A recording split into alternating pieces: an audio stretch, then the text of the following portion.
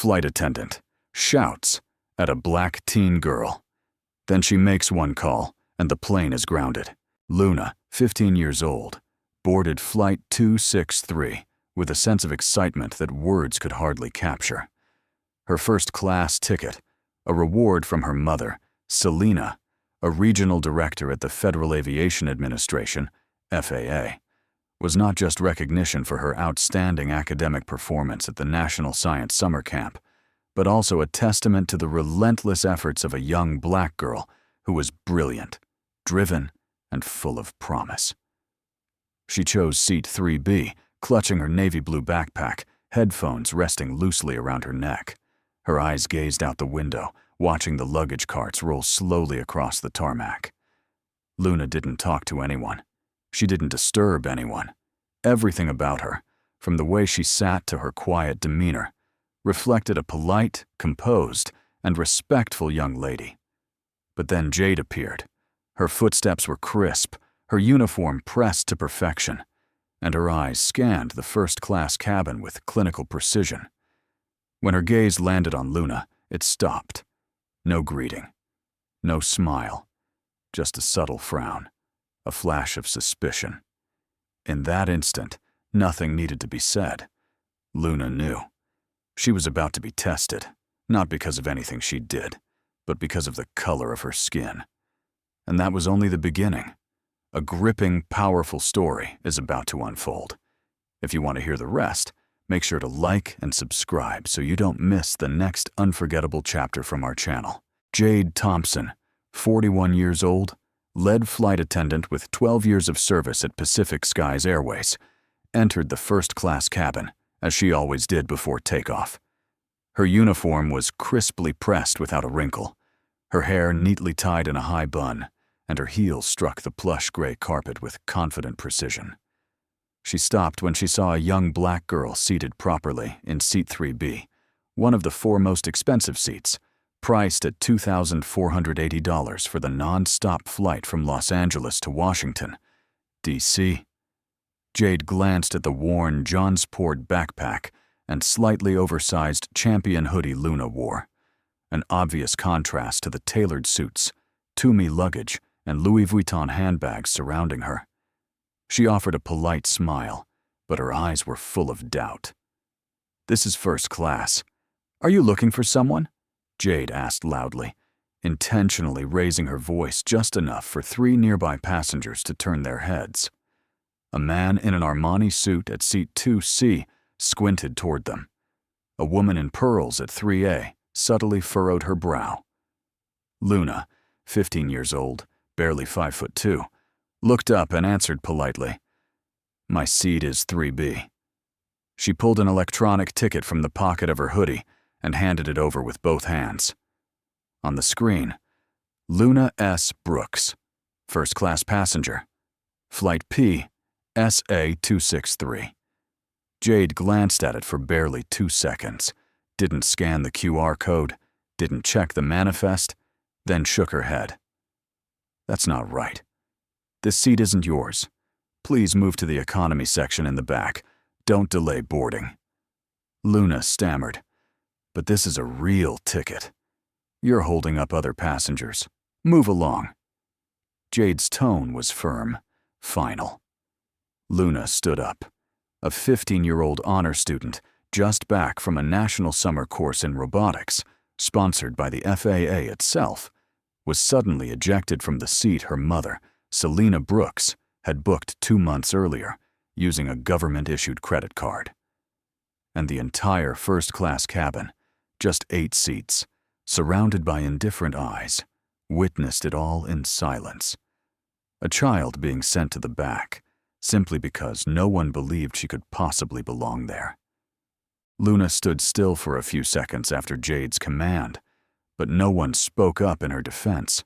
Not a single glance of sympathy, not a single voice interjected to ask a question. The man in seat 2C resumed his phone call.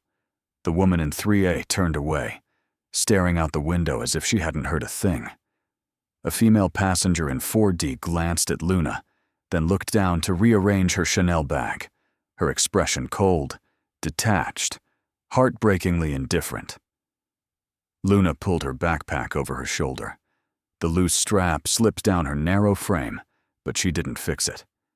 She bowed her head and walked slowly down the narrow aisle, her navy hoodie almost swallowing her small figure.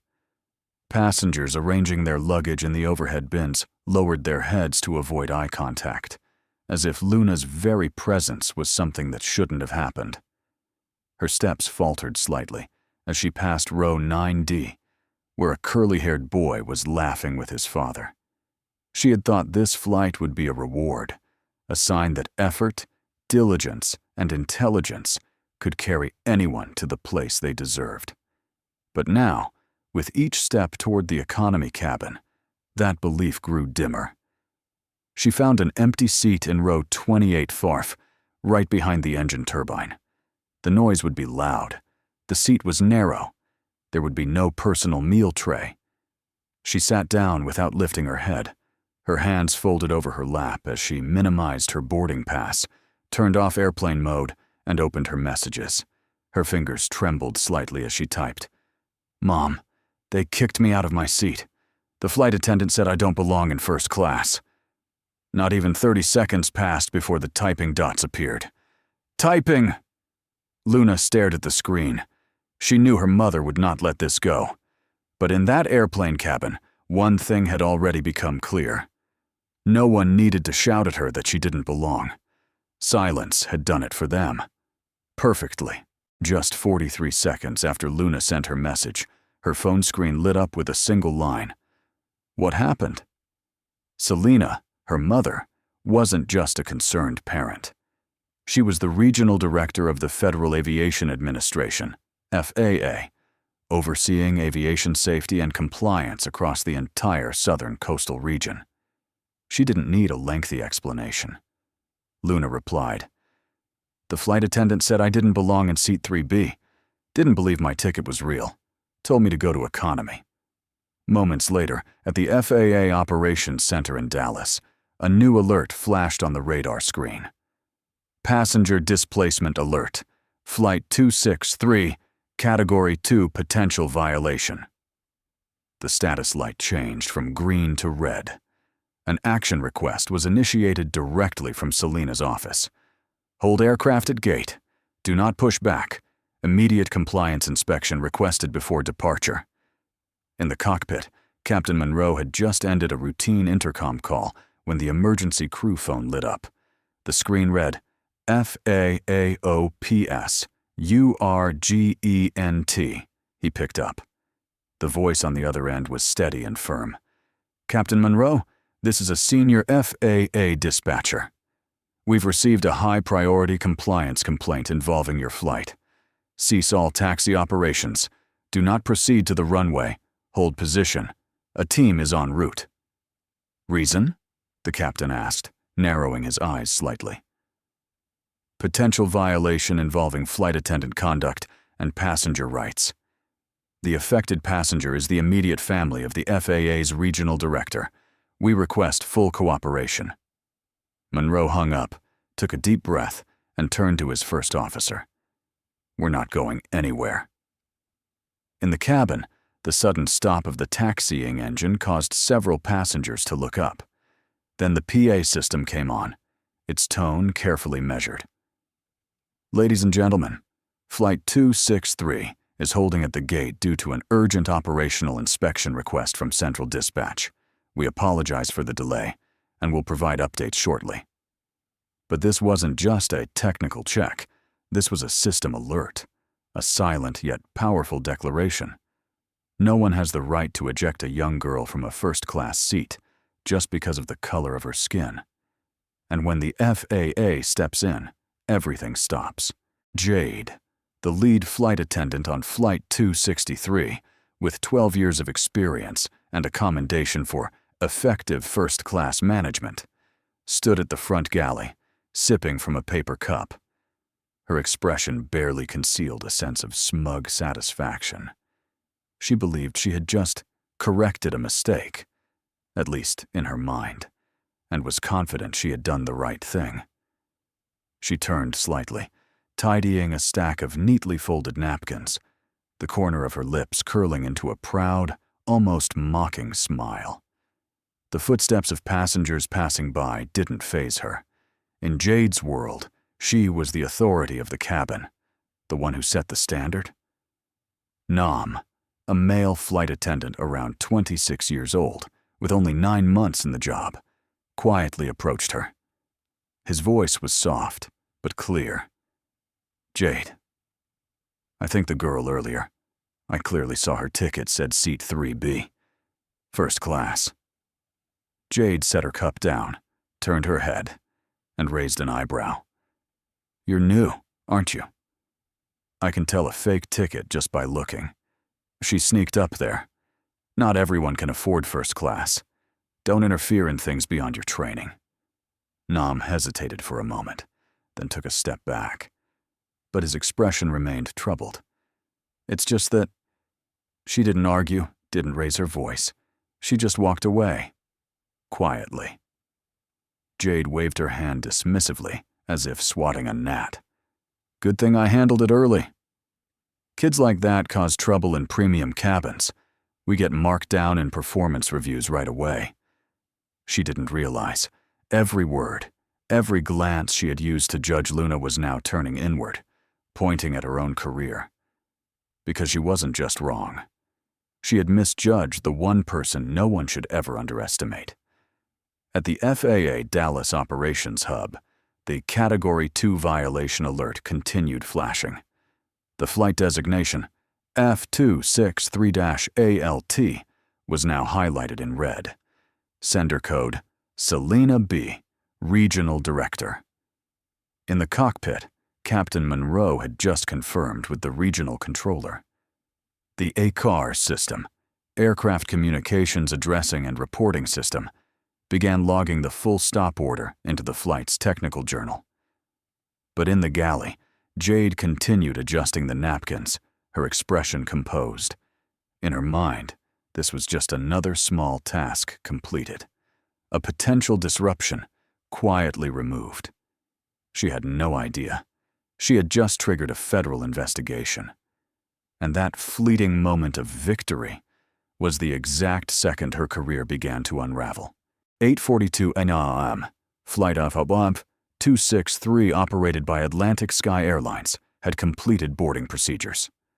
Scheduled to depart at 8:55 from Dallas-Fort Worth, DFW to Seattle, the aircraft had just begun to ease away from the passenger boarding bridge in preparation for taxiing when an internal message flashed across the cockpit screen.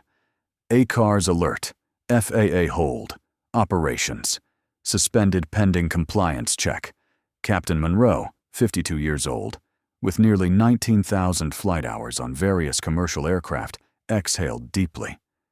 He had never seen an emergency FAA hold signal without a formal cause like this before. Proactively reaching out via the internal priority channel, he received only a short directive. Passenger linked to FAA Regional Director.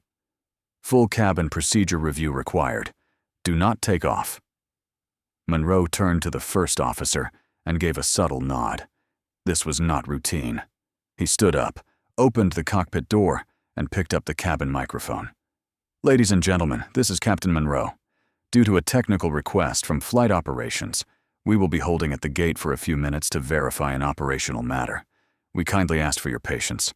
We'll provide updates as soon as possible." The cabin fell into complete silence for a few seconds. Then it started. "What kind of operational matter? Is it weather-related? I've got a connection in Denver. I need to know the timing."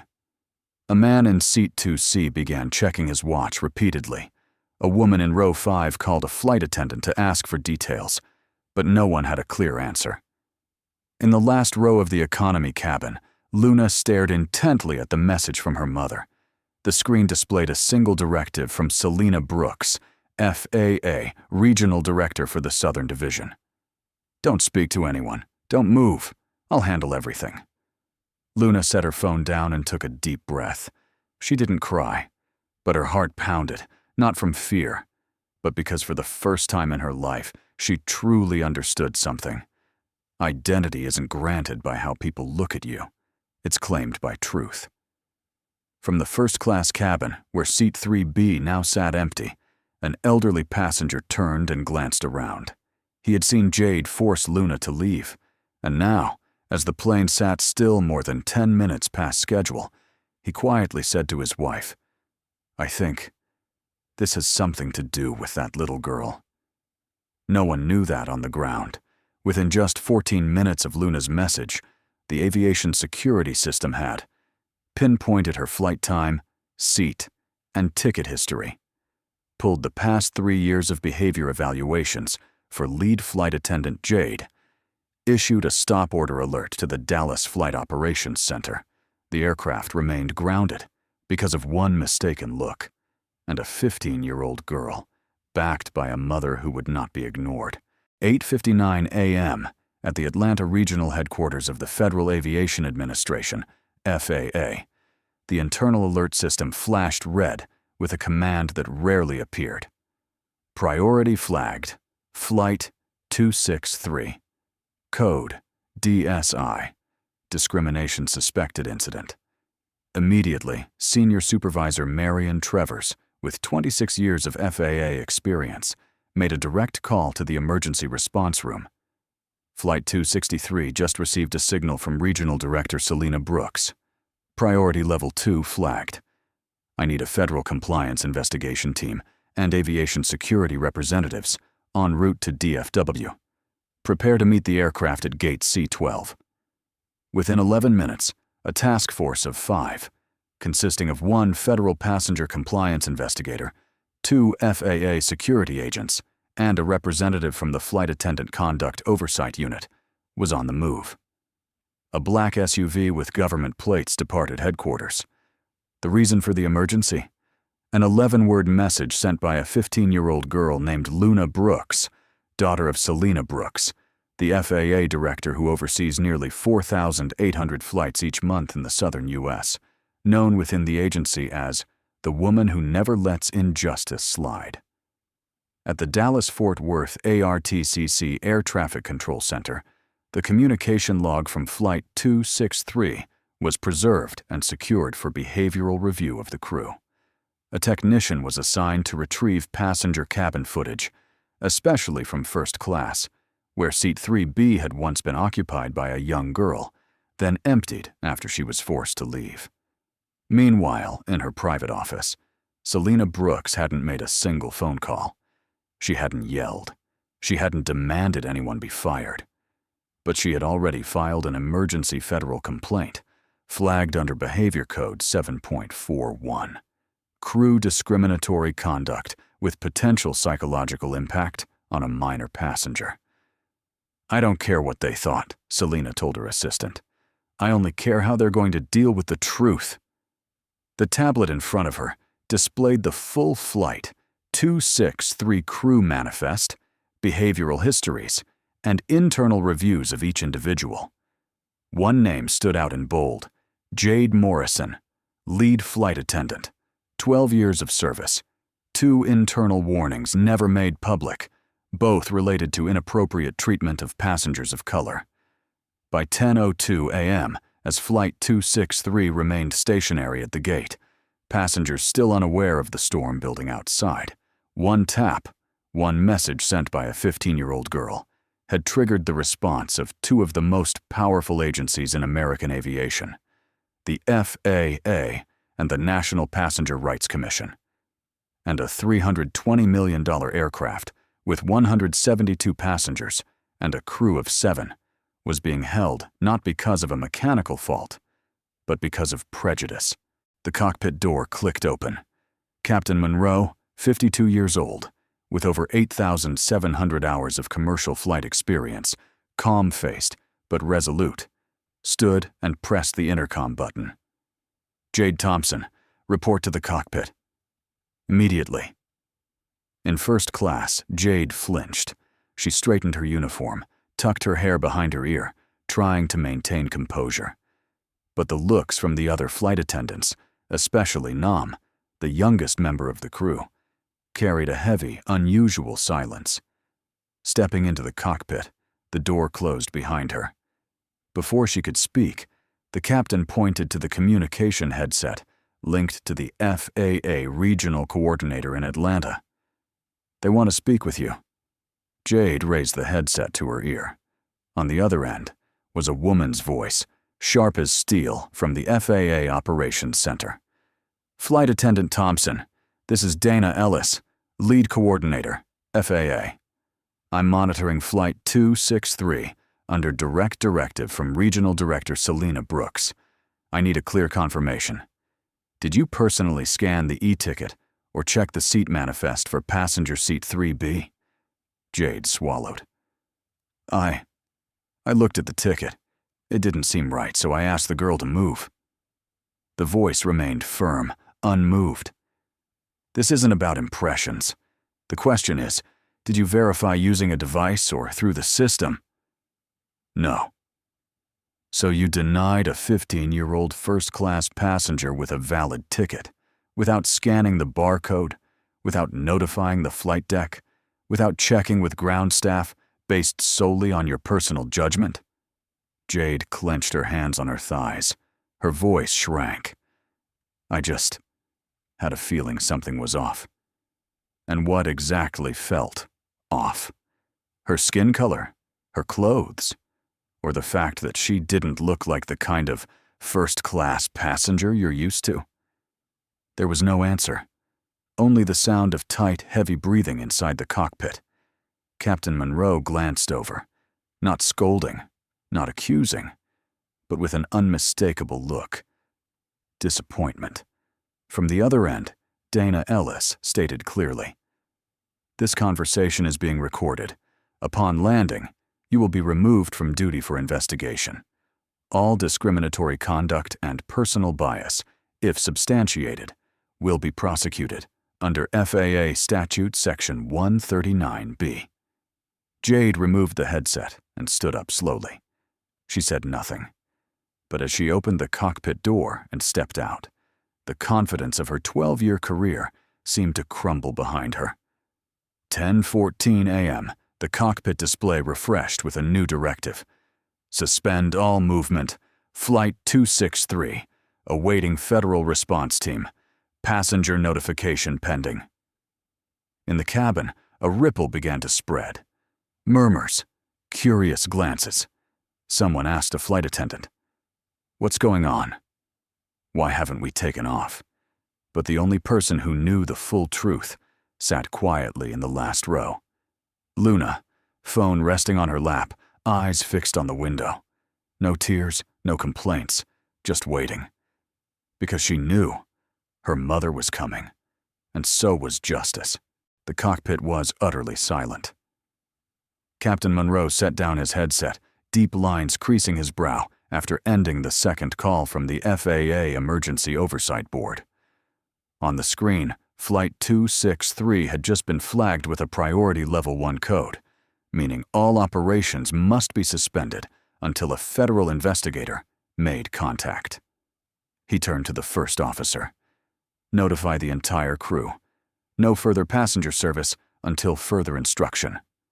I'll make the internal announcement. 10:20 a.m.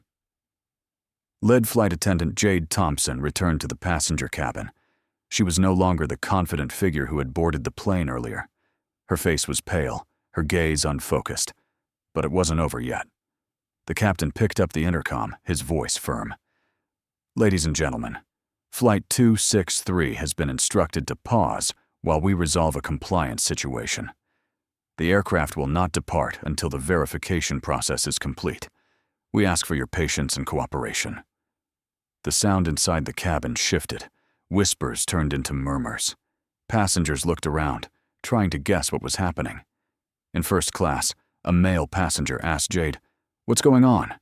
Is it a mechanical issue?" Jade shook her head, offering no reply. She was trembling, truly trembling, because deep down, she knew. This wasn't about mechanics. This was about trust, and the truth judged through bias. 10:22 a.m. The cabin door clicked softly.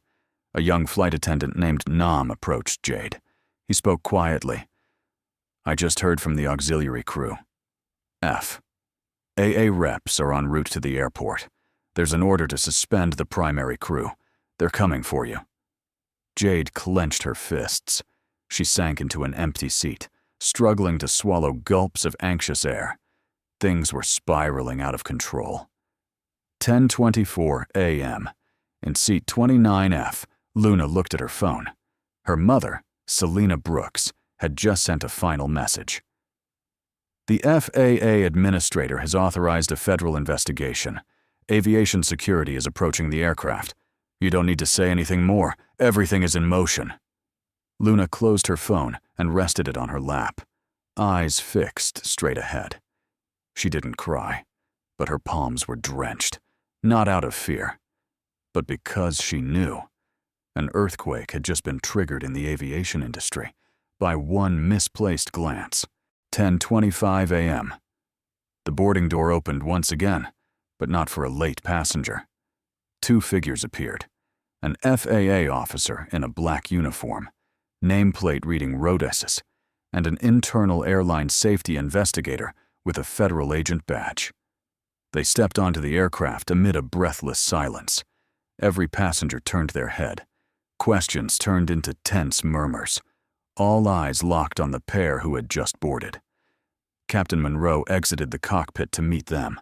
A brief nod was exchanged. No words were needed. Everyone understood.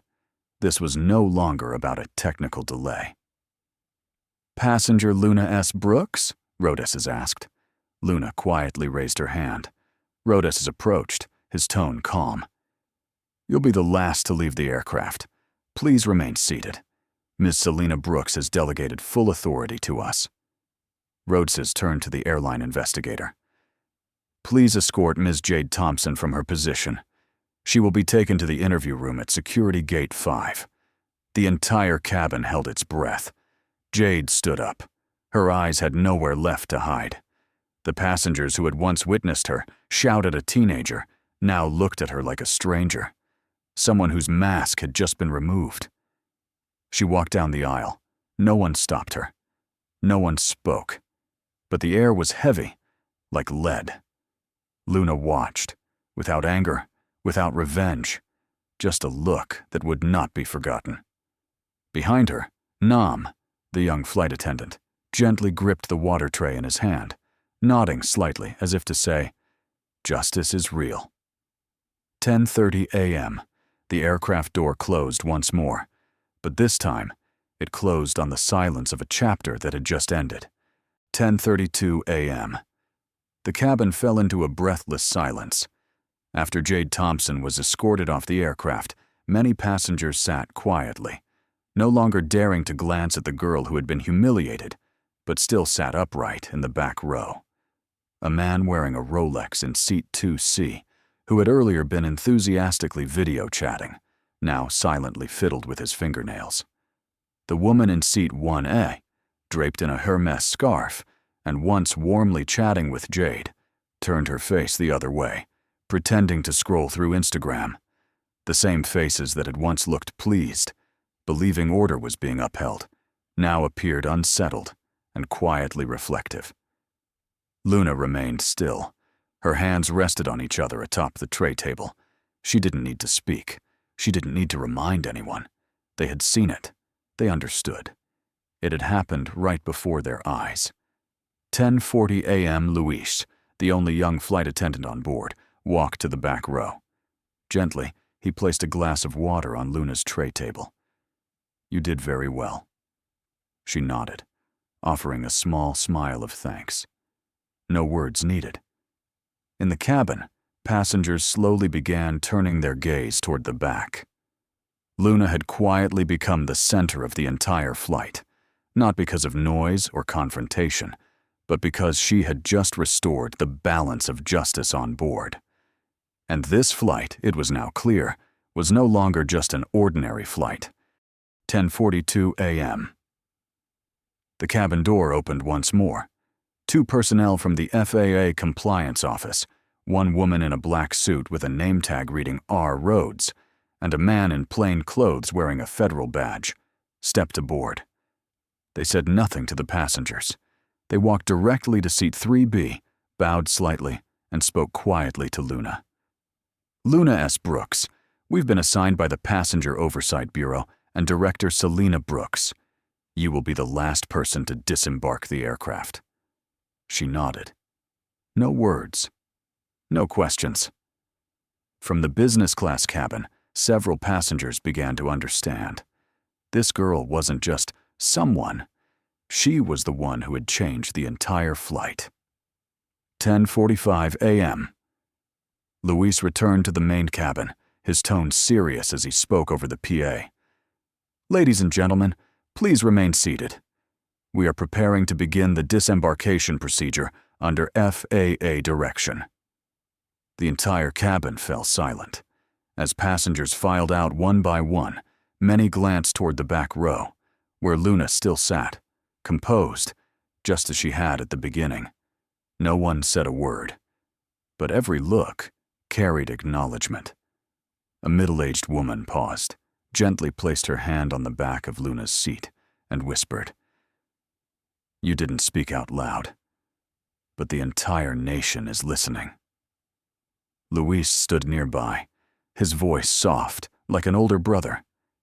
"When she steps out, all eyes will follow you. But don't worry, you just walked into history, without ever needing to shout." Outside, a black SUV with federal plates waited at the bottom of the jet bridge. The sky remained blue, the engine still quiet. But the atmosphere, it was shifting, in a way that no one could ignore. 11:12 a.m. Flight 263 remained stationary at the gate. All following flights had to be rerouted.